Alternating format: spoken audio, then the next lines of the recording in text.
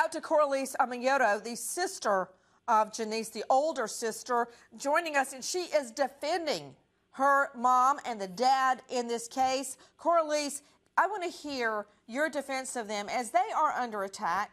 And let me just tell you, Coralise, my mind is completely open. I just want to bring Janice home. The reality is, in most of these cases where children go missing, and I'm going to have Mark Class on with some statistics, you start with the family because typically family, relatives, someone close to the child is involved. That's not necessarily true. I want to hear your thoughts. You have been in the home. This is your family too. I want to hear what you have to say about the mom and dad. My mom is one of the best people I know.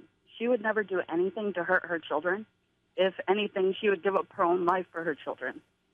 And knowing my stepdad for as long as I have, he would never hurt his kids either. He would never do anything like that. He loves his children, and so does my mom. That's why it's so hard for me when people sit here and they banter and they criticize my mom and my stepfather, because none of what they're saying is true. Everyone wants to sit here and say that they have that they're bad parents, that they are parenting bad. That it's a very hard thing to deal with, to hear people sit here and say the things that they want to say about your parents when they don't know anything about them. You know what, Coralise? And I want to hear what you're saying, because what we have been told, how do I know it's accurate? You've been in the home. Now, what neighbors are saying, how do I know if they're right or wrong? They're saying this little girl would wander the neighborhood barefoot from early in the morning and late at night. But I want to hear the truth as you know it. Do you believe that to be true? Or in this neighborhood, is that okay? When I grew up, it was okay. We would go out and play unchaperoned and come home hours and hours later, and that would be okay. We were not perceived to be in any danger. And I think my mom and dad were the best ones in the whole wide world. That's how it was in that neighborhood. I mean, we thought it was known to be a safe neighborhood. Most of the neighbors around there know each other. They know each other's kids.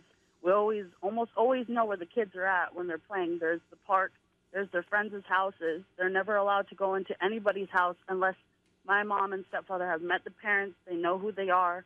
All that. It's about, yes, they gave her that trust. They gave her the trust to go and be able to go out and play. But the thing with that is we always had the older ones with them as well. You always make sure you know where they're at, and you keep check on them. You come and you check in. You aren't out late like most people are trying to say. They're never out late like that. And they come home, you eat dinner, you check in, all that. Like, that's why this is so weird, because Denise this is so out of the usual for her. She always checks in. She's a very, very, very smart 6-year-old.